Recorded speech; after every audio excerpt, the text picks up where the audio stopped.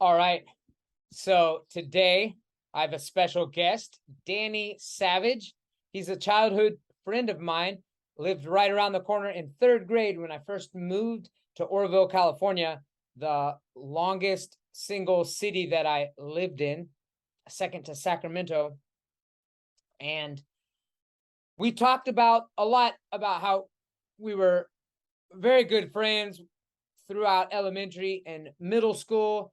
Then we kind of did our own things for a long time, but we talk about today how those early childhood bonds kind of shaped who we would become in a lot of ways. And we still have stories that we talk about, and those are reflected in our current psyche. So we do a deep dive, talking about personality and development from different perspectives. And let's see if you like it. All right, here we go.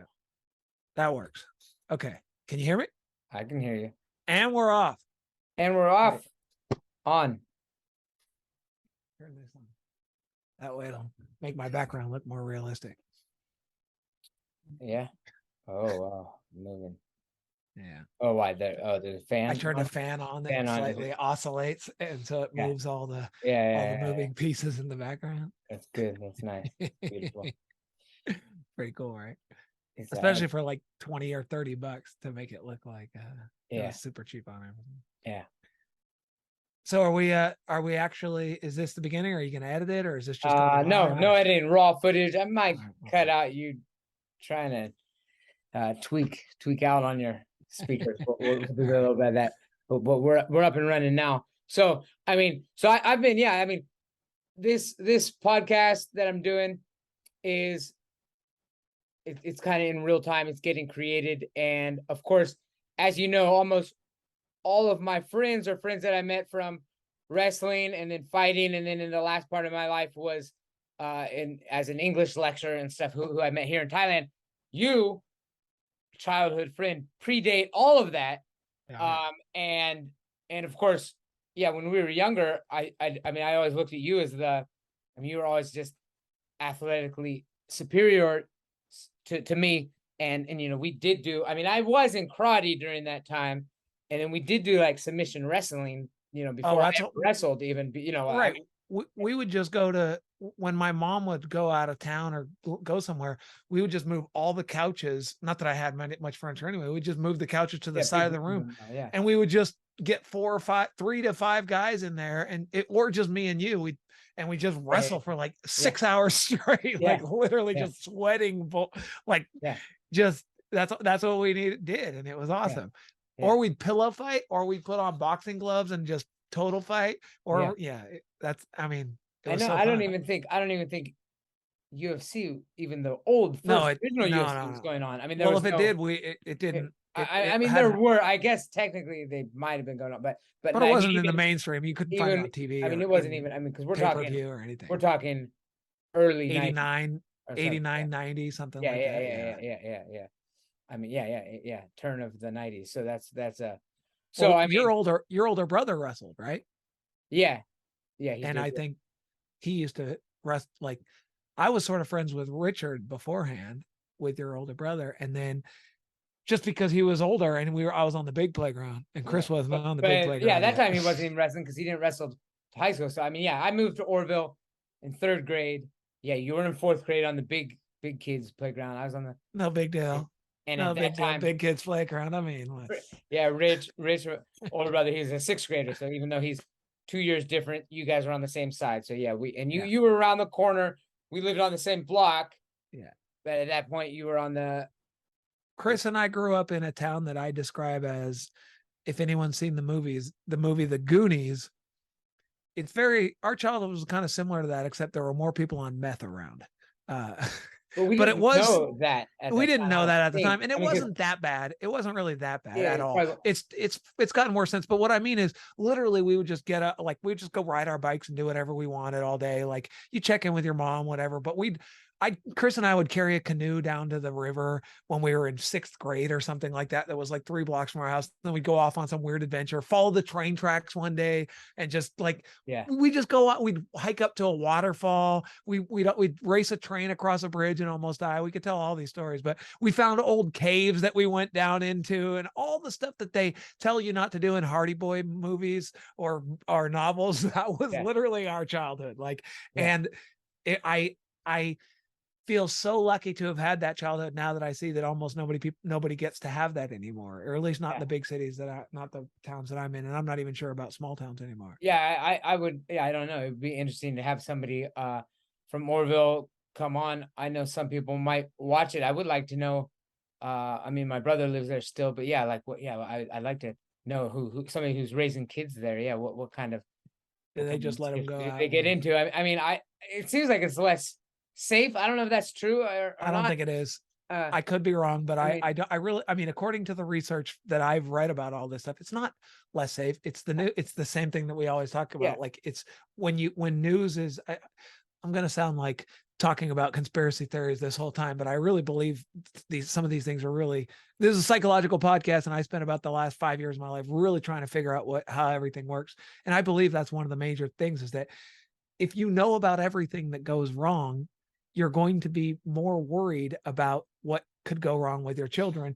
And there was a time where the only things you found out that were dangers were things that were actually dangers for your children. Whereas now you're aware of all the dangers, and that just hyperactivates parents' sort of protection circuits. And then they just think that you can't do that anymore. And it gets back to the culture thing, which is like, if the culture tells you that you can't do it, it's hard for people to go out on a limb and be, even if they think it's safe, that people are just like, well, I don't want to be that parent that gets in trouble or whatever, you know? Yeah, absolutely. I mean, and then of course, from a different perspective, I mean, we were young, so we actually did do dangerous things that we're not going to see it because we were invincible, obviously. So, I mean, looking back. Let's play can I play a quick game? Yeah. You name something dangerous and stupid we did, and then I name something stupid and dangerous we did, and then we see who runs out of things straight. Okay.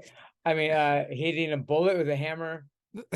That's the number one answer. If this is Family Feud, that's like 89 people answered hitting a bullet with a hammer. And I remember I just did it randomly. I threw it on the ground and I did it randomly, and it was pointing not at me. Wherever it happened to be pointing, which was luckily not at you. I didn't realize how bullets work. I didn't realize the bullet was going to fly out of the shell if I did that, but it did. I had no idea. I wasn't looking. That's definitely number one answer.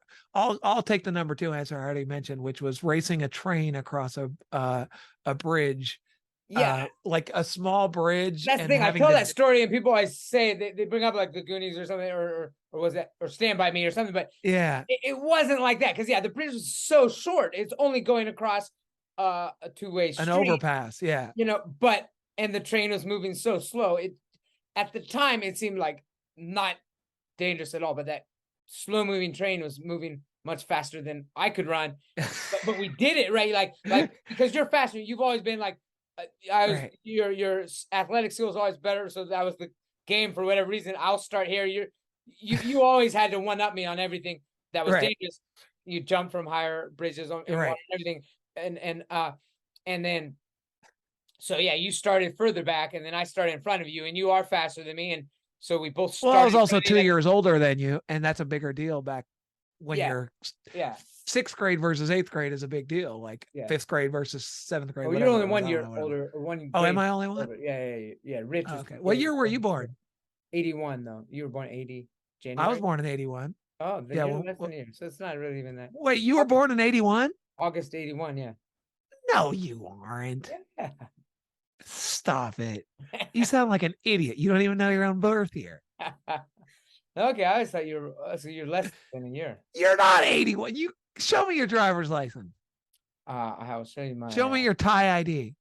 It's called a Thai ID. It is. Not only is it in Thai, it's also Buddhist years. 2,523 is the year I was born. But, I can't figure that. Okay. Anyway, so we're running across that bridge, and you're running faster than me. I don't know if I would have made it. You literally pushed me out of the way, but into the grass, like pushed me forward to get.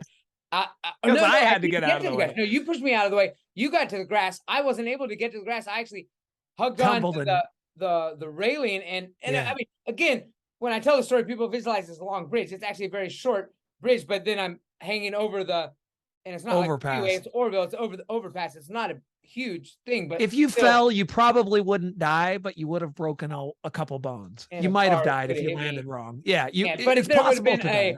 but I was there. I had to wait, and then I like doodled over on the railing to get off, because if there was like one piece of like, I was very Right. close. I mean, my Yeah. hat blew off. Uh-huh. I mean, I was extremely close to the train, and yeah, if there was a little piece of metal sticking out, it would have decapitated me. Yeah, for sure.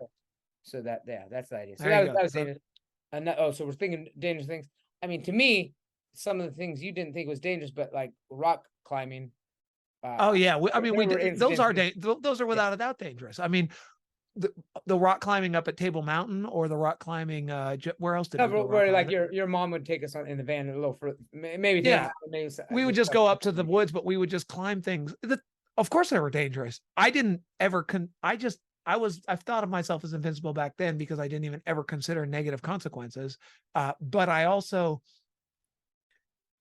it was also just part of youth, and that's also just my personality in general. But there was a lot of places where if things would have gone wrong, we easily could have died. Like you hit your head twice on a way down a fall, and then you flip, and then that's it. If you're not dead, you can't use your legs from that on. But I still don't think, like for me, I don't think of them as death-defyingly dangerous for me, because I trusted myself with those things. And I think I just had a more natural trust. I don't even think of it as trust. Now that I understand personality, I realize that I just have, everything falls on a bell. Oh, I don't have my bell curve thing with me. I have the box for it for my Galton board. It's I know. It's the anyway, but I actually have the board at work. But personality falls into bell curves. Every trait that you can measure in people, basically, most people are somewhere in the middle of the bell curve. Some people are out on the extreme. So if you basically talk about anything that is discernibly different within humans, that difference will fall into a bell curve because there's enough. It's just a statistical anomaly more than anything else. If there are differences with enough subjects, unless it's a one, I don't want to get into this. This is good. But anyway, the point is that I was extreme on the underestimating the likeliness and severity of the worst case scenario. I was at the far ridiculous end of it. Never even crossed my mind to think of the worst case scenario. And you were just average, which is, you weren't like, or you're probably slightly lower than average because you're still, a sort of athletic male, which means that you're not like constantly worried about hurting yourself. You're just a little less than average on that. But compared to me, it just seemed like I was, but that's actually because that's one of those things where I have a distorted version of reality in my personality. My personality is not actually accurate to reality. It's it is not giving me the actual odds when it's doing the sort of cost benefit on whether or not this is worth it. It's basically telling me it's not even considering the worst case scenario. And when it does consider it, it's not even thinking that how bad it would actually be. It's like, yeah, you'll be, even if you fell, you'd probably just break a leg, even though I probably would have been worse or whatever. But yeah, so I do think those are dangerous when I look back now. So yeah, rock climbing for sure is good. I can't remember if you went with us when we found that tiny cave up on Table Mountain that started out with like a hole this big, and we crawled in, and then it turned, because we grew up in a gold mining town also. So there were all these old caves, and we didn't tell. This was when I was like 15 or 16. I don't think you were there. I think it might've been Chris Clemens that was there, but we crawled into this tiny opening that we found, or someone told us about it, and we went there. And we just kept getting, and we went in, and then we got really far. I don't know, not really far, like 2 minutes in, and there was a split, and we took one way, and then there was this board that went across this big hole, and it had a rope, and I wanted to go down so bad into the next level, but everyone I was with talked me into not going. But that's exactly the type of thing where it caves in, you can't get back out, and then no one knows you're there. It's literally the thing that's in like all the 50s TV shows about the kids got trapped in the old cave or whatever.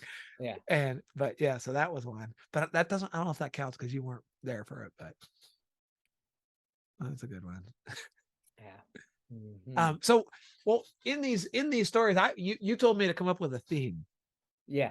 Something to talk about. And then yeah. With and for me, what it was I thought it'd be interesting just for me and you to talk about some of the childhood stuff. But one of the theme was, to me, how much of an influence on each other did we have at that time, and how much of an influence did the culture of the town and the city and the country have on us, and how much of an influence did it have on who we became eventually and stuff like that, sort of. So and you have a great perspective on it, especially now. Well, I have a slightly reasonable perspective, but you have a great perspective growing up, or now you're in an entirely different country raising a child of your own, and that really I'm sure you think about this sort of stuff. Absolutely. Like, yeah. That is, that's, and that goes back to like like we were saying, I mean, obviously, when we were kids, we didn't see any dangerous things that, and I mean, so I'm already thinking about that. I mean, my son's 3, and I'm already thinking about things because I want him to have that.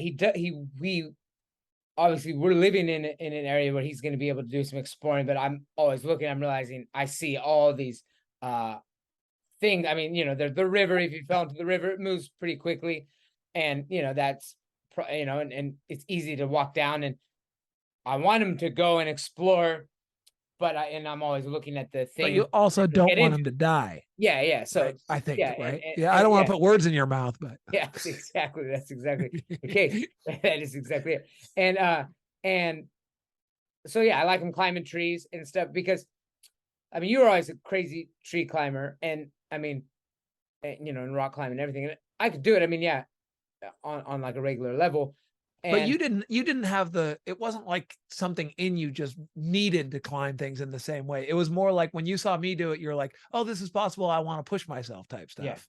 I think. Now I actually don't want to put words in your mouth, but I think that's kind of what was going on. No, I'd say so. And so anyway, with that, for sure, that's a huge part. I mean, more things will come out as he's able to wander off on his own. He's still, now I'm like always watching him. So, you've also, sorry to cut you up, but I've seen videos of you wrangling a boa constrictor, or no, not a boa. Is it a boa constrictor or it's a constrictor, but reticulated python. Reticulated python. And what, am I crazy, or was there a cobra on your land that was going after the cats? That was cats. So again, you're King not cobra, it was a king cobra. So far you had a reticulated python that is big enough to literally eat your child, or I don't know if your kid's big enough not where that's not possible anymore. But then also a king cobra, and you're still willing to let your kid kind of wander around. So again, this shows to me that you're not on this hyper. You're definitely farther than average on the sort of not overestimating the worst case scenario, and you also recognize the value of letting children sort of absolutely go out and explore and experience danger. Absolutely. And that goes, I mean, that goes to that can get into all these political aspects too, of just, and that's everything. That's like the dirt. I love, he was playing with dirt, you know what I mean? Like playing in the dirt, getting access to all these, just not, things aren't or sterilized here. We're not gonna sterilize things. Well, God made dirt, so dirt. There's an just in case anyone doesn't know the expression, there was an expression when we were kids that said, God made dirt, so dirt don't hurt. That's what you say when you like pick up something off the ground and eat it. But there was a kind of, I'm not allowed to say the R word anymore, right? For retarded, is that allowed anymore? Anyway, there was a slightly not come back. I think it's maybe you are allowed to say whatever. Anyway, he was literally right on the verge of being diagnosed, like just slow. But anyway, he also had a crazy speech impediment. But he thought the expression was God made dirt, so dirt, dirt, dirt. So that's what he'd always say when he'd eat something. Hey, God made And dirt, okay, so dirt, well, dirt, that dirt. I'm going to tell you that actually that brings me up that house especially, but we did it every house. But I don't know. I don't know if I was more the instigator or I think not. it I was know me. I think it was was me like because someone digging taught me how to canals, do it. like, or which one? What? Oh, What? I thought you were talking about breaking into houses. Oh, breaking into houses. Why were you talking? Why did I say that? No, I thought that's what you're gonna say. I thought Oh, you were gonna say no, how I was saying no, like digging canals. I did canals in my yard, like just dig canals and turn on the hose and watch the water like run out. I love that. And then and what we did was clog up the drains. I remember the county came and like unclogged them. But I remember I did it to my yard like until my parents were like, okay, you can't do that here. I don't know if we did it on your yard, but I remember we went to his house and like really started doing it until his parents were like, okay, you guys can't do that. We're just like digging all these canals. I love that. I've always loved that. And I always said I would grow up and do it, and I did. That's what I Yeah. do here. I dig canal, like that stuff right there. The stuff we were doing, I'm actually doing. Like I held on to that one. I also wanted to invent amusement park rides. That dream lasted a lot longer than it probably should have. I got that when I was really young, all the way until like 9th grade, and I took like a drafting class because I was like convinced, and then I was like, actually, you know what? I actually don't think I had wanted to for a long time. But I just told myself that's what I wanted to so do. then you hold on to it. That. I also thought I was going to be a quarterback. Like even I was like, I literally thought I was going to be an NFL quarterback up until like high school, and I realized like I'm like third string, and I like on kickoff return like in the second row or something. It's like probably not going to be an NFL quarterback like this. It's weird how. I mean, did you have any aspirations that of course I literally like held for me on, at least till high school and looking back. But the weird thing for me though was that I never worked hard at anything. If that makes sense. Like I just wasn't. I was really I had more energy than almost every other kid, and I was really athletic. So I mean, I hope it doesn't sound like bragging. It's whatever it is, partially bragging, but I'm not as athletic as I was when I was up to about 12 years old, because I was almost as athletic at 8 years old as I am now. You know what I mean? Like I was just for some reason unbelievably like naturally good at almost all sports. Like literally I was better than a lot of the high school kids when I was like 9 years old. So you don't have to, that's 9 years old. And like I would get picked, I would burn them like when they were trying to cover me. And something about being small also makes you really, if you're fast and small, you could like juke so well because you could take like 3 steps for one of their steps. Anyway, in your head, so you have this weird thing with your head where it moves. I could juke people really well. I mean, I guess that is just the juke. I mean, but I'm telling you, I was unbelievably good at that as a kid. Your head actually goes the opposite direction. Yeah, like I was really good at it. I wish is disconnected. Like you don't see it. No, you don't think. I don't think you know exactly what it looks like when you do that.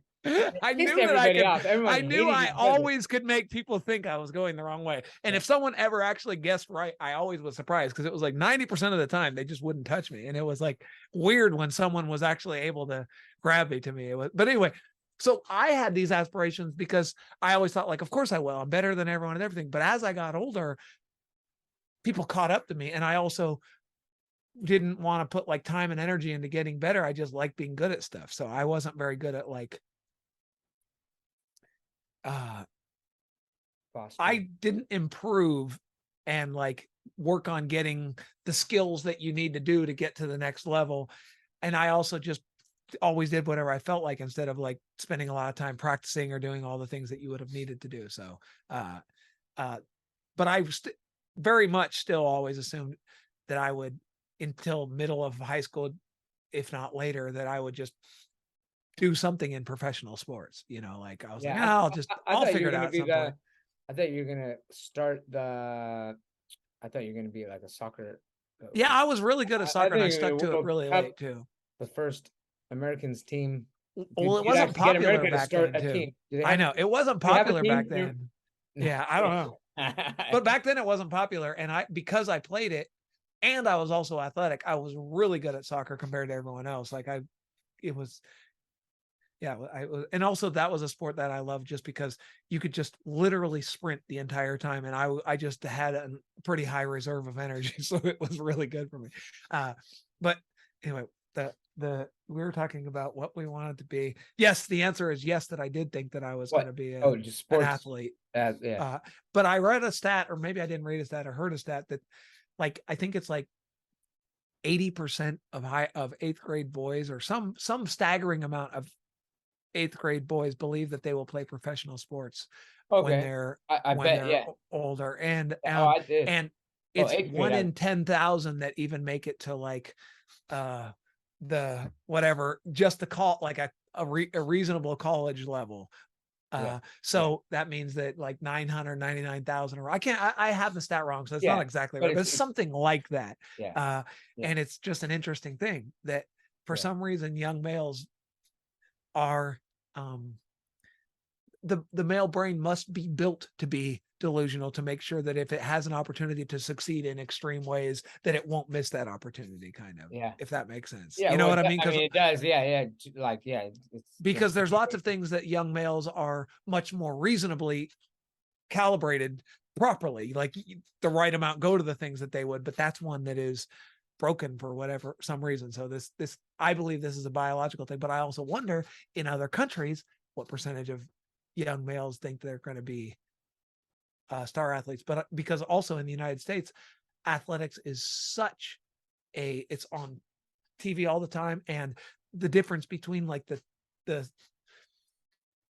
successful athletes in both status and finances is so extreme that of course they'd be motivated to try to get to that peak if possible, basically. So anyway, absolutely, I lost where this thread started. It was something we were talking about. Well, I jumped to that because we're going back and forth, kind of childhood and now. So, and then we're that was the things that we wanted to do when we were kids. You were talking about canals. Yeah, I think that's really interesting that you are digging them now, and I think it's really cool also. No, I am. I mean, in so many ways, and I read there's a paper I wrote I wrote an article, or somebody interviewed me or something in high school, and I said something about wanting to just have a long white beard and be like, that is my goal. Just for anyone listening to this, is like I have a 20-year plan. It's actually 19-year plan now, and I'm 41. At 60 years old, I'm planning to go blackout from social media and all this stuff. I'm going to give it a little more time, and I'm going to live here on my land. I'll give handwritten maps to a few people, and like, you can get to my land through the village, but I'm also right by a river. I'm going to actually do it. So the only way I'll accept guests are like, you have to go, it'll be like, you have to go like a treasure map somewhere, take this boat here or something. And then, it'll be like donations. That's so cool. A guru. I'm going to have long that is beard. So cool. I'm going to sit here and you can ask me one question, and 3 questions. Get out. Okay, we'll give you 3 questions. And then if you have that was a Simpsons reference. Remember when they went to go visit the head of the Quickie Mart, and Homer asked him the same question 3 times. Anyway. Yeah. No, so I mean, I in a way, I mean, I veered off. In some ways, I feel like I am, although I didn't become an amusement park designer, and I did not quarterback for the Miami Dolphins. I am actually in essence in tune with a lot of concepts that I had, like ideas for when I was a child. Like I remember this. I remember almost getting mad at my parents that they didn't want to dig canals in the land, and like I mean, it's just right here. Like, why wouldn't you want to do that? So well, definitely awesome. being in just having the land. I mean, because we do. I mean, everything. The forts, building the forts. It's not just the canal. Yeah, we used to also steal wood from construction sites around town and build. We just built like real forts with like rooms and stuff in the backyard of one of the friends' houses. Yeah, we never did it. Our parents wouldn't let us do it. We always did it at other people's We seemed to be houses. a little older. We had most of our neighborhood was younger than us, so or I mean, or Yeah. enough where they weren't cool enough to That's play right. outside. And then I mean, Yeah. there's intense things like those types. I mean, when we had our water balloon fights, it spanned multiple blocks. So yeah, we're talking about a city block. We got letters and numbers or words or bird names or Right. something or tree names and stuff. And it's like, Yeah. and so it's like a grid. It's downtown, but it's all residential and yeah, small town. And when we had our water balloon fights, I mean, we'd have like teams of 10, and there was no like there's no out of bounds. You could use everybody's Yeah. land, and we didn't know everybody, but people didn't Yeah. You just tend to, went, you cut through where you needed to. yeah. And I mean, Yeah, yeah, I I mean, forgot about this. yeah, I that's the other thing is we would organize during the summer. We'd organize like entire sports tournaments. Like you'd yeah, play wiffle ball in front of Dave Houston's house, and it would be like, oh, me and Ricky play whoever's team. It would be 2-on-2 tournaments of like wiffle ball and football, two-hand touch football, and like you'd have to play, and you get points for winning, and there'd be like this whole tournament set up, yeah, and we spray painted on the just on the regular street, like a home plate, yeah. where the home run line was Yeah, and we'd have to everything. stop in the middle when a car came. We'd have to stop, move to the side of the road. But like sometimes they'd have to stop if we were in the middle of a play, and Right. but Yeah. it went pretty It smooth. worked out. Nobody, I mean, Yeah. they were okay with it. I think they kind of has fun for them. Yeah. Or It was they'd more of a turn. town If where they could see it from a distance, they could turn off, right. their step a different direction out of that area. So those were, But I'd forgotten about, yeah, organizing those things was like during the summer, we really did have like, I remember we had this giant, I think Dave Houston drew up the giant board for it, but it was so cool. Like it was like this full on tournament, and whoever won, like it was like points towards a long-term victory. Well, I think that was only one summer that happened, but I remember thinking that was so cool. yeah. You like having the times that you played. It was, I wonder if kids are doing stuff like that anymore. Yeah, I guess that, Um, yeah, that's what I mean. It seems like they're not, but uh they're doing a version online yeah, most of the time. So yeah, someone else has figured out a way to set up tournaments that they're playing video games in, which is sort of the same thing, but you're missing something about it. The fact that we had to figure out how to make this work, communicate with each other, like via phone, and show up physically to play these games. You know what I mean? Like when we would go to play football, I would just call everyone on Saturday and be like, hey, let's meet at Harrison Field at noon, and we'd all just jump the fence and go play football yeah, yeah, you know what I mean? Like you yeah, just showed up, there'd be like 15 fourth to eighth graders just playing football on this gated off field, and it was yeah, awesome. Like yeah, somehow we made it work. There were no adults involved in it. Like no one's mom dropped them off. You know what I mean? yeah, Like it just, yeah, yeah. we figured it out. Yeah, that's, I mean, it's at the time too. I mean, I think about how much different it was a generation before us, and I mean, because we still had, someone could say the same thing. I mean, we had phones to I mean, yeah, That's true. we did still have it easier, or there were certain things that it would have Sure. even been, more. So someone could, and in fact, I'm sure that, I mean, I do remember, older people kind of looking at what we did in like kind of like contempt or something, like, Well, even when we'd say things like, cool, oh, that's cool, or oh, yeah, that's rad. I yeah, remember when I said that, you said whatever you said when you were a kid, adults would be like, oh, that's cool, huh? And I remember thinking, what's weird about saying cool? But now when I hear kids say something like, oh, that's fire or something, I go, oh, that's like, in my mind, they're trying to be cool by yeah, saying that, but they're yeah. not trying to be cool. It's They're just, just saying the word that they yeah, think is the word that everyone says. You yeah, know what I mean? Like, yeah, and that's how I felt at the time too. I remember being confused when adults yeah, thought I was trying to do something by saying the word cool. It was yeah, just the word that everyone said. You didn't know any yeah, better. yeah. You're It's just just like downloading. every word. Yeah, it's just a Yeah. word that had meaning and context. And Right. yeah, no, that's funny. Yeah. Yeah. So yeah, another question you asked. I talked about the land. I mean, different. Yeah, living in a different country and stuff. I mean that's interesting too. And I mean, I guess, I mean, does it seem? I don't know. I was always interested in different things. I mean, I remember having like that. I don't know if you remember that. Yeah, I had this like, I mean, I was into Buddha, but I didn't really know that much about Buddhism. I mean, I started, I think, more like 12 years old, and I built one out of clay, and I had this bookshelf, but one shelf I made this little like Buddha statue or something out of I clay, remember you being like into that way 5 early. little things, and I don't even know why exactly. Part of it was pushback because religion was still kind of big in our town, and you and I knew that we didn't believe what the majority of the people around us believed. So it's sort of finding you found something that was, I think this is my theory on it. And what if I think about it now, that had credibility, that had some ideas that you liked, that you didn't have to make up something on your own. And you could sort of have your own, an outlet for this same sort of thing that most people are doing with religion. You could sort of push back, but not be completely like a Satanist, sort of, if that makes sense. Exactly. Yeah. You're kind of walking the line. Although some people, it's funny. Some people would literally saw Buddhist images as satanic. Like that's funny. Like I think some people still do it. It just looks. I'm sure. Well, it's anti-Christian at least, which is what's the first commandment? Thou shalt not take any other God, I think, or I don't know, something like that. It's one of the commandments. Yeah.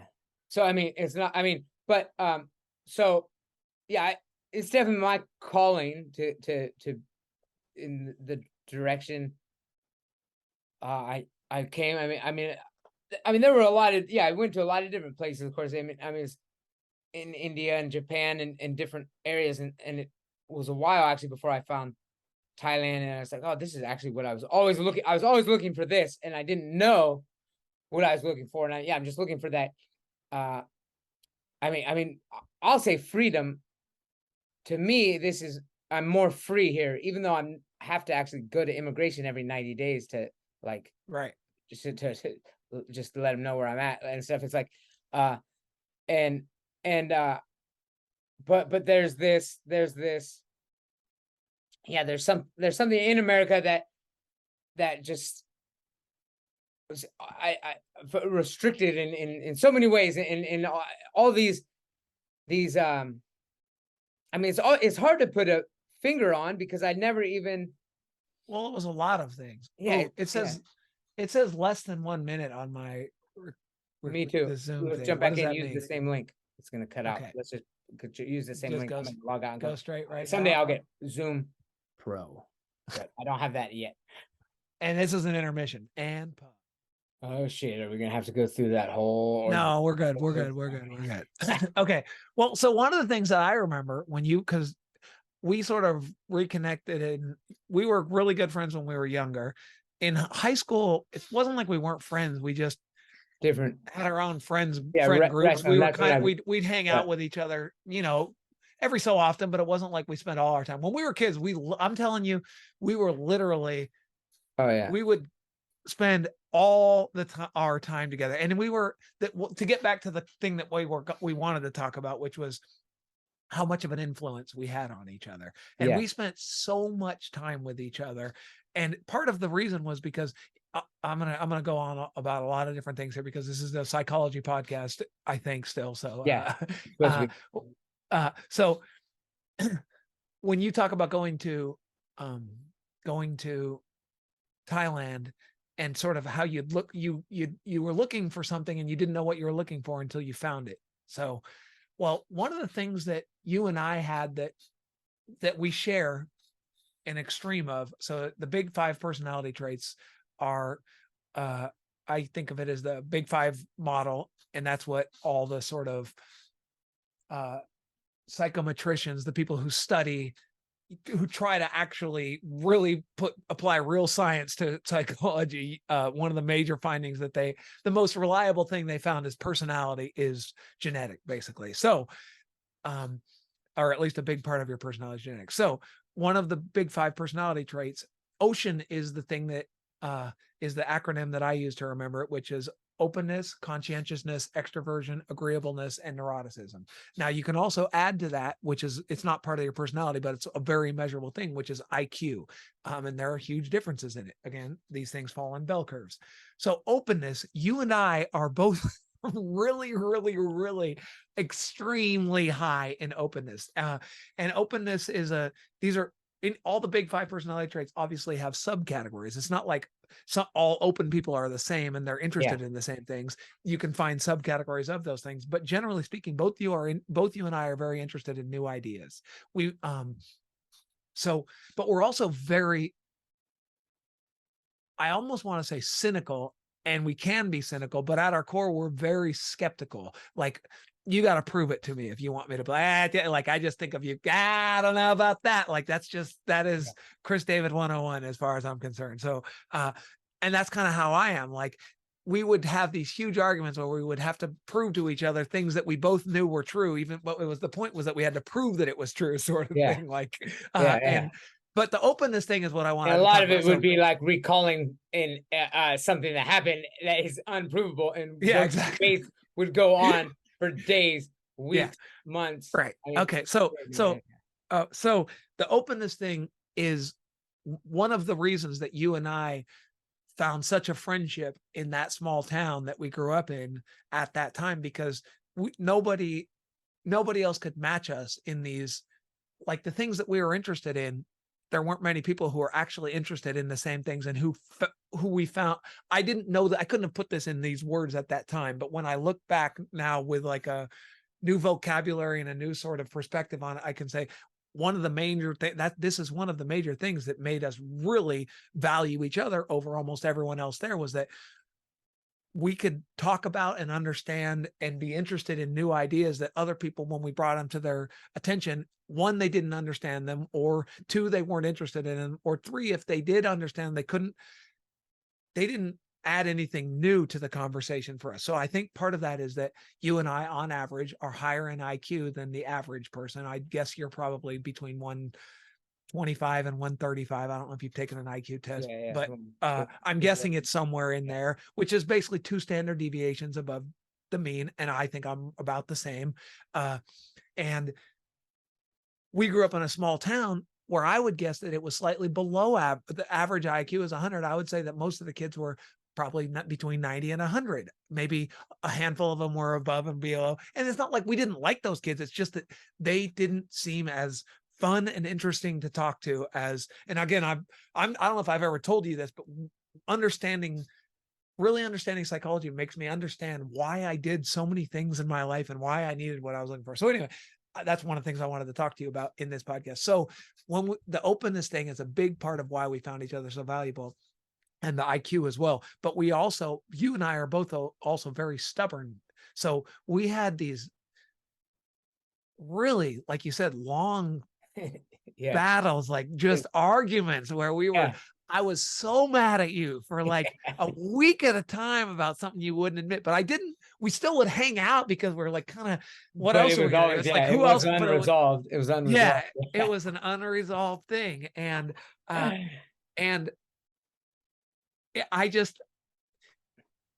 one of the things I wanted to talk about were sort of how you thought of me in those times, and tell you how I thought of you in those times. And like, you told me how you were always sort of jealous of me for being, and I feel like I might have told you this before, but if I haven't, you were always jealous of me for being athletic. But I didn't really realize that at the time, because I knew I was athletic, but it was so just a part of me that I took it for granted. I didn't think of it as special in any way. And I don't know, I liked being athletic, but it was just who I was. And I didn't even realize that it was the other people. You could be rubbing it in other people's faces without more than you were. But I always was really jealous of you, because girls always liked you when we were kids. And all your brothers would bring their girlfriends around. They'd be like, ooh, watch out when this guy gets to high school. Like, you always had a cool hat backwards, and all the girls always liked Chris, and I hated it. It drove me nuts. But I didn't have any, I wasn't like, I liked girls always, but I just couldn't get myself to put time and energy into it over sports at any point. And I also felt like I wasn't getting as much positive feedback for that as I was getting for sports. So I just put my time and energy into sports at the time. But that was something that was always in my head. And I feel like both of us didn't realize at all how much the other person had something that we both kind of wanted in some way. You know what I Yeah, mean? Like yeah, it's interesting that both people thought the other person yeah. I had never it's the thought of classic that. Yeah, story yeah, of, yeah, yeah. but that, and you probably didn't, you probably thought, yeah, Danny could get girls if he wanted to, and I just wasn't trying. But you didn't realize that, well, one of the things was that I had bad acne. Well, this was later, after like 7th, 8th, 9th, 10th grade, I got really bad acne, which also made me really withdraw out of, like, I just didn't want to compete in that competition because I was afraid of defeat. I didn't want to ever have any conversation that could lead to a girl even talking to me about my fit, like zits on my face. So I just didn't even try to not engage in that. But I don't, I imagine that most people had no idea, that they just thought like, oh yeah, he's athletic, he's fun, smart, active. He could, if he wanted to get girls, he could, sort of thing. And you know what I mean? And in the same way that I always thought like, well, yeah, I'm athletic, but Chris is athletic too. He's doing fine. He's a good wrestler or whatever. I didn't really think of it as that different at that time. If Yeah. that makes No, that's it. Yeah, no, I didn't actually even know that until now, right? I mean, because we're still like, I always felt like an outcast still. I mean, we were outcasts, but even when I was in wrestling and stuff, and then I played football, but I sucked at football, and then so that I was never like in the jock, so I was in a new outcast, and I still felt I never felt really like uh uh well, we didn't. You and I were not in the. We were outside the middle of the bell curve at almost everything measurable in yeah, that town, and it's not like that means that people just automatically hate us. It's just that we didn't, like, we weren't interested in the things that the jocks were interested in. It wasn't fun and interesting to hang out with them because they were just saying their conversations were fine, but it wasn't like, they yeah, weren't interesting. I just wasn't yeah, interested. yeah, it, yeah. it, No, that there makes was sense. a handful of interesting ones that were more interesting than the rest, and I would hang out with them a little bit, but it just, that when the group got together, the things that they talked about and spent their time doing was just like, this wasn't what I wouldn't have, again, I never realized this at the time, and I thought Yeah, they were rejecting me, but the truth was I just wasn't interested in that. So I didn't really think they were rejecting me. It was more like I just didn't even try to qualify for that group basically for a long time. yeah, So yeah. uh No, but I think that was the same for you kind of, and that's why yeah, wrestling was fun for you, because you got to sort of lead a group of misfits in a weird way, yeah, yeah, in a fun way. That in high school, Chris joined the wrestling team, and wrestlers are always weird to begin with, but you kind of you kind of like really leaned into it and got everyone to sort of do all the same weird hair things together and do all the it was almost like you were the leader of the, like, there were goth kids and they acted like the sort of myth, the weird kids, but right on that. they were just doing, instead of shopping at Gap, they were shopping at uh what's that weird place Answer, in the, I don't know. yeah, something like that, one of those, That's one of it was just a different version of the same thing, but the wrestlers were not that. They were like, or at least at our school, they were like this sort of weird band of misfits that all had a bunch of different weird kids for different reasons, yeah, all sort of doing their own thing and kind of intentionally standing out at the school. I mean, again, that's not unique in itself. yeah, That's always happening at every school, but it was fun seeing your version of that at our high school, I guess. yeah, And again, it felt unique at our high school because we didn't, when you're in high school, you don't know that all high schoolers kind of fall into one category or another, sort of. You don't think of yourself as being that thing, and in a way, you think your experience is much more unique than it actually yeah, is. yeah, yeah, yeah. That's true. So yeah, no, Yeah. that because I look at it. I look at a lot of my life. I do say, and of course, I was in martial. I actually do look back at my initial martial arts, which you did know me through those. Sometimes like I connect my martial arts, mixed martial arts, wrestling, everything. That is a large part of who I am. It's a way of life. That's like inseparable from like my identity. And yeah, and it actually did start back then. And it's again, it's not just. It's actually not at all really, in a sense, the competition that's part of the development of like that's how I kind of broke out of my shell in some ways of in certain aspects, like performance wise, but actually, I would say that martial arts spirit was fostered early on in our relationship. As I mean, like I said, all like I mean, yeah, we'd fight each other, wrestle, we'd do all these things. Well, when you say fight, I want to make it clear. I don't think you and I ever really got in any real no, fist fight that I I can punched you that one remember. time because I've got 2 older brothers. We were playing football and something. I was mad at you. I mean, you see that. Well, this goes back to why I was always jealous of you. There was like this understood. If I ever, you dominated me mentally. That if I yeah, never. I mean, Yeah, never punched. if we I would have only gotten a punched you fight, that one I time. would have won for most of our life. If we would have gotten a fight, I would have won the Yeah, fight, and we both knew it. that. So Yeah. so you respected that, and I never initiated, obviously, because I'd lose, and you never used. I didn't it to lord it threaten over me. you. Yeah, you didn't. You didn't. I wasn't a bully And I never crossed the line, and I never punched you, except for that one time I got really mad at you. Yeah, and then Mike and Rich were both there. Those were both my older brothers, and I was able to. I don't remember the situation or anything. I just remember saying, "What that?" and really just getting close enough where I could punch you, but pretending that I was trying to explain something, and then step back, and then both my brothers just. I don't remember. Oh, you don't remember that? being angry about this. I wish I could remember. You wish you had a It was in video front of this? It was pretty close to in front of my house in the street doing flag football game. It was definitely that sounds so area. familiar. Don't you wish you could see a video of us in that situation just to really remember what we were really like? Because my version of myself is run through my own brain, which is again why I wanted to talk to you about this, which is what was your version of me like? Because I know I was more obnoxious than I felt like I was. Like sort of just like yeah, there it is. Yeah, that head is what did it. Yeah, so that juke. But I was also just so sure of myself about everything, but without being like, I didn't think of myself as mean spirit. I was never mean spirited. And I didn't think of myself as cocky. I probably was in some ways, but I never thought of myself as cocky. I just thought of myself as like, and then just slightly poking everyone.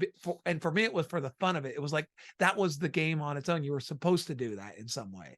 And I remember when the older kids beat me up for it, they would like, it wasn't like I got truly beat up, but they would like, I remember they definitely there was one time where I did something that pissed them, all the older kids off, and they took turns sitting on a garbage can. Like they literally had shifts. They had me trapped in a garbage can, and they had shifts where like I was in there for like 6 hours, literally on like just trapped in a garbage can. Different guys would come and sit on it to not let me out. Yeah, that I think I remember that one. Yeah. I don't remember what I did, but I didn't even, I wasn't even that mad. Like I was kind of mad, but I also thought this was the game kind of. It was like, that's why I didn't feel bad picking on people, because I didn't mind when it was my turn to be picked on, as long as it felt in fair, like in good spirit and like partly a game or something, if that made sense. There were differences. Like there was a kid named Daniel Lease that I hated because it didn't feel like he was doing it in like he was sort of he was just happened to be tall. He was like 6'2" in like 5th grade or something. And I still, if I had if I had 3 wishes, I might use one of them to go back and get myself to fight Daniel Lease, because I think I could have taken him. I just never did. And I would have loved to be able to actually fight him. I just never started fights basically when I was a kid. Just to be clear, when I'm a guru on I'm laying 3 questions. I don't. Okay. I'm not gonna be offering. You're not gonna let me. You won't let me go fight Daniel Lease. Yeah. I just want to know if I would have actually won. I think I would have, even though I was like literally half his weight. I still think I would have won the fight. Yeah, I think so. But I wasn't brave enough back then. And I also even though I was really good at fighting, I don't think I ever threw a punch. Every fight I ever got in, I just put people in a headlock, kicked my feet out in front, and then it was like that headlock where they're this way, my feet are in front, and then you just jackhammer it by using leverage with your feet. And I didn't know how to do that. I just naturally, because I was athletic, I just naturally knew how to do that. And again, it was the same thing. Like fights weren't fights when I was a kid. I just would put someone in a headlock and do that, and that was the end of it. Always. I don't think I ever punched anyone because there's no point to it. You could just choke them out, basically, or a version of that. So anyway, my point was, I wish I could fight Daniel Lease, and I forgot that you punched me when we were. So when you punched me, do you remember what went through your mind? That's the type of stuff I wanted to get into. Yeah, I planned it. I somehow I felt the whole situation. I knew that Mike and Rich were there. I mean, I didn't. it was Do you smooth. remember what we were mad about at each other with, or it No, was an I don't argument? remember all, but I mean, we were probably on different. No, yeah, no, yeah, no. It was probably it could have been something that had been from a week A that long-term thing, right? it was just more of an. I just saw an opportune moment to do it. Well, that's the thing. I never. That's the thing because you were. I knew that I could never. If I were, I could never use.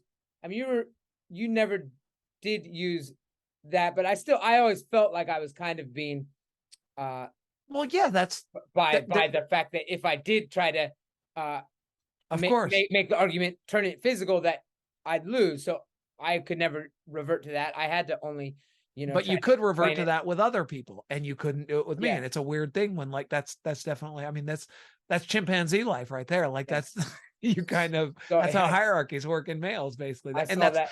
actually why they work, because if every time there was a conflict of interest, the males just fought over them, none of these groups would survive because they'd all be beating each other up and they'd be injured all the time over the fight. So it's better to know where you are and not Yeah, actually fight yeah, unless yeah, and yeah, and that's actually what chimpanzees do, exactly what you do. They yeah, won't ever start a fight unless they have unless they outnumber the other group by a large amount. Even if they can win the fight, they won't start the fight unless they can basically assure themselves of yeah, no consequences suffered for the most part. Which again, we have that same chip in our brain. I think I yeah, really do believe yeah, it. That's really funny. I forgot about that. You want to get me Okay. back now? Okay. I was gonna go back to the openness thing. So my point about the openness was that's what led you to sort of go out in the world, and you Sure. did all sorts of bizarre things because you were really, really open, and you experimented with way more. I never did drugs, but for me, drugs and stuff I didn't do them because I had a dad who sort of, I think my dad is a lot like me in a lot of ways, but he never really achieved I was embarrassed by my dad when I was a kid because he was sort of a weird guy. He was like a hippie riding a bike around town, and Sort of weird. Let me just. I mean, his hat. He had a hat like Tucky Cupter with on a like propeller, Doraemon or something, a and propeller. and yeah, rebellion. He'd ride and howl all the way Oh, through the town. Yeah, he'd howl, and I mean, and yeah, he'd no, have like short shorts, he cut off was. I short mean, we shorts, had and he'd be there were. barefoot. I mean, he was. There were a few. There was the walker that well, Yeah, there was the first. There was the there was the white beater walker. guy that I don't know what happened That's to the him. walker. That's the Yeah, walker. he's the walker. But then there was another one later that after that guy disappeared.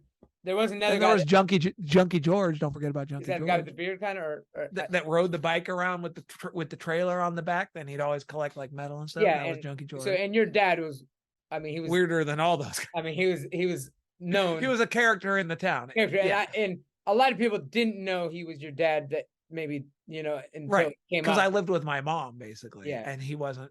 and you So were anyway, but embarrassed. But my point I, was that he messed himself up on drugs and alcohol pretty good, and I didn't. The reason I didn't do drugs and alcohol mainly was because I didn't want to. I say it was because I didn't want to fall into those patterns, but it was almost the same reason that you liked Buddhism. It was like a stubborn, like, I'm not going to fall into the category that you want to put me into type thing. For yeah, me, that was when I look back at it in the early ages, that was really why I didn't do it. It was like, I wasn't exactly a bad kid, but I was certainly not a good kid. I didn't listen to what anyone said for any reason unless there was a good reason. So I just had to, if you wanted me to do something, you had to prove to me that that it made sense and it was a good reason, not that just that it was a rule. And I was very sort of pushback, disagreeable in that way. And that was a big reason why I didn't want to smoke weed or anything like that, because I knew everyone assumed that I was doing it. So when teachers would say stuff like that, I could sort of rub that in their face that like, well, yeah, that's what you think about me, but I bet you did that, but I don't, basically, or whatever. yeah, So yeah. that, but anyway, my point was you did all this stuff and experimented a lot more, and you moved all over the world. You went to the Philippines. You moved to Japan. You just followed like whatever, you pulled a thread and followed it. You lived with you wrestled at Sierra College and lived with these weird Russian dudes and just had all these. And then when you ended up in the Philippines, I mean, not the Philippines, in Thailand, I remember you telling me this, that you said, I really like it here. And I don't know if you remember this, but you said, one of the main things I like here is everyone's poor. So it means that no one's poor. Yeah. Because you'd always lived really poor. Like you didn't not, and I don't like the word poor because poor makes it seem like you didn't have anything. You just didn't care about putting your time and energy into getting money. You cared about putting your time and energy into things that you found interesting. And those things didn't get you money at the time, or not a ton of money. But my point is that when you moved to Thailand,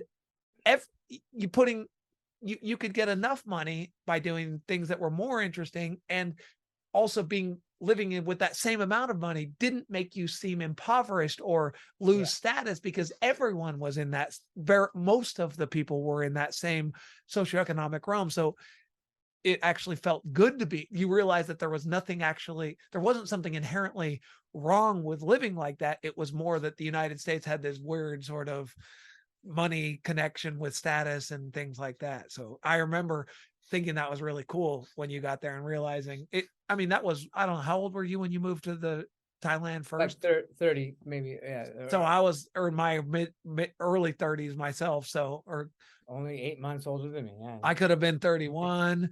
I could have been 30 and a half. Yeah. But anyway, I just remember that I hadn't figured everything out in my head, and that helped me along the path of that idea. I mean, it's nice to not, I guess too, in America, poorer areas are, I'd say, associated with like more crime too. Yeah.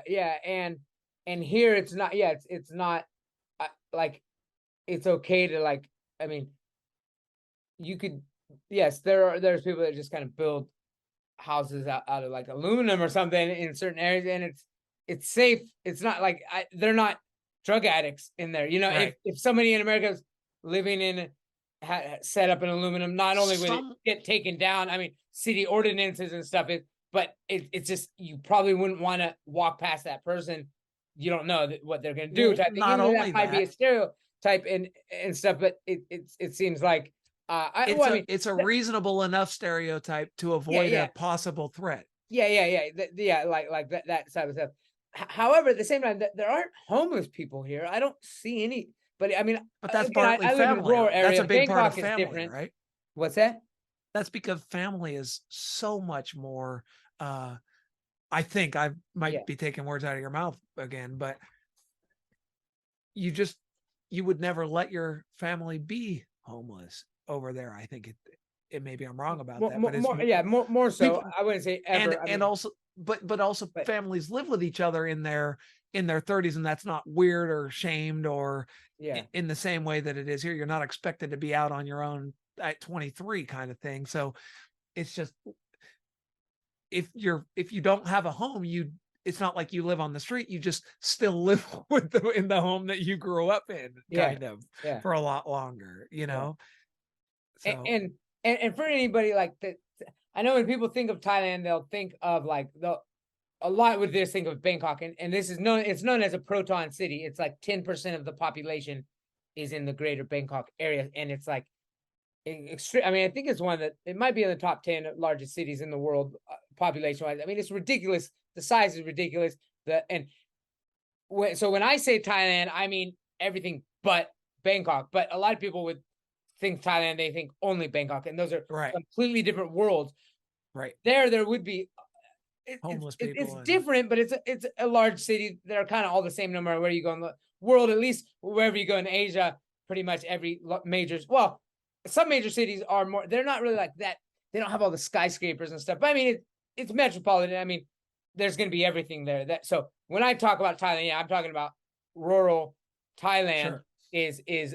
Or even some of the other cities, other than Bangkok, which is basically every city. I live in the second largest city, an hour away from city center. So, but like even Chiang Mai is like I said, it's and another thing that makes a proton city, it's either 10% of the population or 10 times larger than the next largest city. So it's Bangkok is like 10 times larger than Chiang Mai, which is the second largest city, and by population, and it's spread out much more. It's in the mountains and stuff. I mean, even you go to Chiang Mai city, it feels rural. You're not right. There's no area like anywhere in Chiang Mai, I would say, is like what what I'm talking about would even refer to cities outside of Bangkok, but Bangkok is a completely different monster. Well, so here we go. This is one to get back to on one of the topics that I wanted to ask you about. So if you and I both had grown up in rural Chiang Mai, somewhere halfway between, not all the way out in the jungle that you live in, but somewhere in like closer to the city center, but not dead city center of Chiang Mai. How different do you think we would both think of ourselves and sort of think of the world? And like, do you think you would be fundamentally very different, or do you think you would be fundamentally the same with just different ideas? Kind of, it's like, again, this is the culture versus genetics versus whatever. Me by myself, or you and I together? Well, just individually. I mean, like, imagine that you grew up there on your own first. Just you on your own. I do give a lot of credit to Rich on my mental stimulation. So he's a genius. He's like 160 IQ. We're talking there. Right. I mean, he got perfect on his SATs and math. Missed one in language, and then he's 4 standard deviations beyond. Yeah, and so he's a large part of just. I always would talk to him. He gave me a lot of just things to think about. So that was influential on who I am. But then me and you, I mean, if I didn't have you, I think I would be completely different. So it would make a big difference. If me and you were in Chiang Mai, I don't think, and we grew up here, I don't think it would be fundamentally different. Or if you and I, that childhood is what made me fundamentally different.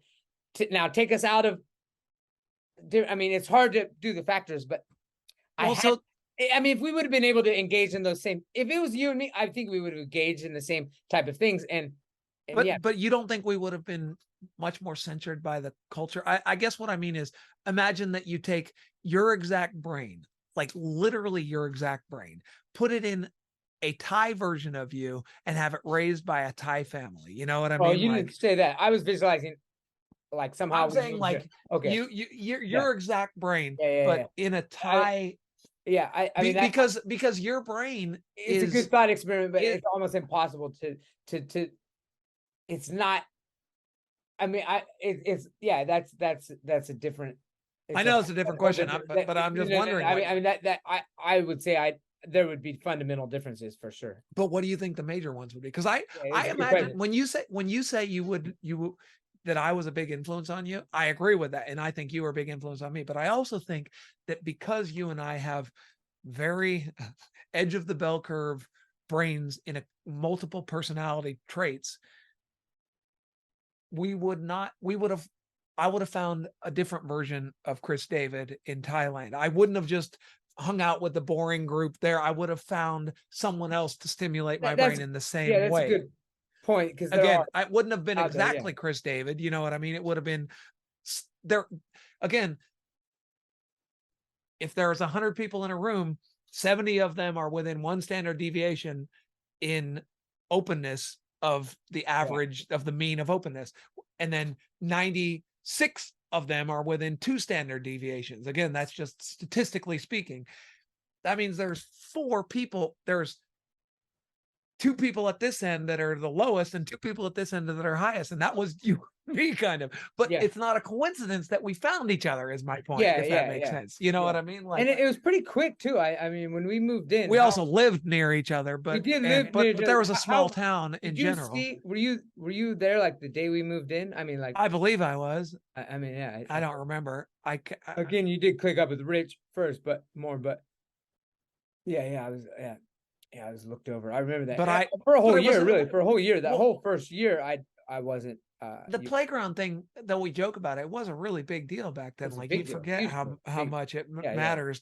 Well, like and you're out at our a different recess time was the too. same time. Yeah, exactly. That's the main thing, is that our yeah. recess was the same time. But also, I mean, those kids are all on the small playground. And well, the third graders versus fourth graders is kind of like sixth grade versus seventh grade here, Yeah, which is huge. like you feel like you're at a different school because your times, you have lunch at a different time, your recesses are at a different time. Absolutely, yeah. No, that's yeah. That is well, because you actually had posed the same question again. So a little history about myself, right? I was born in Orange County, though. Oh, that's right. Which, I forgot about you know, that. and well off. And then my dad ended up going to prison for this. Yeah, it's weird thing. And it's not that weird. It's just called rape. No, now I gotta explain, because now people think I serious. No, yeah, I mean, he had some Italian relatives that were doing these scammy things, and he got him involved in a scam where I don't know, sending cathode rays, some like that, some precursor to computers that they were doing, and somehow he got caught up in this. There's an FBI informant involved, and there was his uncle that he was helping. His uncle was trying to do a scam. It involved diamonds and Russians and cathode computers, which were new. This is like the 70s or something. Right. And somehow my dad just wanted to help him in his scam. He knew he was doing something scamming. He didn't. Sure. He figured that whatever he was doing, he wouldn't have gotten in trouble. He did, because there was an FBI informant, and all his phone calls were. Wow. Your dad did have a little bit of a mafia vibe going anyway, mob vibe. Yeah. Well, I mean, he went into prison, so we were pretty well off, Orange County, but I'd say our house, I think the other houses were a little lower below them. Like, but anyway, I don't remember. I had one memory in that house run through sprinklers in my diapers. But anyway, so then what's interesting, because this also ties back to another thing you said, my earliest memories, and then because his uncle Matthew was in Pennsylvania, that's where the trial was. So we all moved there. They sold the house. Half the money my dad used and lost because he used it on lawyer fees. The other half is like $80,000 my mom had. We lived off that for the next 5 years. She bought a brand new trailer. We moved in a trailer park. So I always felt like I was rich because we had the nicest trailer in the park, and that's so compared to everybody else, I was better off. I actually felt rich living in this trailer park. But then eventually my dad got out of prison, and then he wanted to work his way back. We wanted to work our way back to California. My mom, of course, she's from California. My dad, he's like obsessed with California his whole life. He wanted to marry a Californian girl, and so he made his way that way, and then boom, got sucked back. We had to kind of sneak our way in through Oregon because Oregon's a little cheaper. So we ended up got in doing restaurant stuff, and then went to Oregon, and then got back into California through to Orville, and that was in third grade. And I remember I told you that story before, and you mentioned like, wow, that's so weird. You're from Orange County. Orange County, seems like just you would have been. And I remember you think like, you wouldn't have been the same guy. And I actually do think in that situation. So in Thailand, I think I'd be able to, because I feel so. This is where I'm supposed to be. In some ways, I wouldn't have done as much searching. Maybe I would have not wanted to do as much exploring or maybe that's hard to say, but sure. Part of me, I think, would have still wanted to explore. Then I might have found somewhere else. I would have maybe not appreciated Thailand like I do now if I was. But if you really feel like you found your spot when you found your spot there. So I think you probably would have explored and came back. Yeah. I mean, that's what I imagine. It's hard to say, could be wrong. Who knows? Yeah, no, it's really difficult to say those things. But to say like, if I would have, going back in that Orange County, it was like, a cul-de-sac, all kind of track homes, but like really nice. It's just like, I don't think I would have had that. So I guess in the back of your question, I was thinking of a different situation. If I was raised, in kind of a higher socioeconomic status, just more pristine style neighborhood, suburb, is like a suburb type thing, if that would have been my, I don't think I would have been an interesting as person. I mean, I do give some credit to a brain that's but An at some point, outlier, I give a lot of brain. credit to the environment, and if I wouldn't have had, I could have been, yeah, I could have just got kind of Yeah, you could have ended up just ended designing up roller coaster rides. yeah, actually I mean, done it. really, like, That I would don't have mean been that in a bad boring. Yeah, way. that would have Like, been a you boring. you would have been more Yeah, likely to actually just yeah, be I would like have had followed the through with support that to do it. drafting class, Yeah, and yeah, yeah, exactly. And I might have, yeah, I feel like it would have been a little more boring if I hadn't. And moving around a lot gave me just well, that could have developed my openness too, because I remember, I mean, kindergarten, first, second, third, all different grade. I mean, I went kindergarten. I was actually in LA for half it, half that time. Then I went to Pennsylvania, and then it's in first grade and stayed there in first grade. Second grade was in Oregon. Third grade was in. I had to be like, I was always a new kid, and that's a make or break situation. So right, it gave me, that did help create a brain that was like, oh, I need to figure out like how to, how to kind of take control of this, sure, the fit situation. in, and It be, also create a version of yourself that yeah. could So yeah, adapt, kind of. so it's hard to say how, if I would have take my brain and put it in a situation that was more stable, I don't think I'd be as interesting or as interested in things. I think a lot about that sort of stuff. I also think, I realize now, so much of who I was as a kid needed a true male figure that I respected, but also slightly feared, and knew I couldn't get away with stuff with, like, knew I couldn't trick. You know And what I you didn't mean? Like, have it. because you and I didn't, So we were just such slimy liars as yeah, kids, and the reason we were is because we could trick everyone. We got away with it all the time. I also wonder how much adults really believed us, but I really think we just never got in trouble for stuff.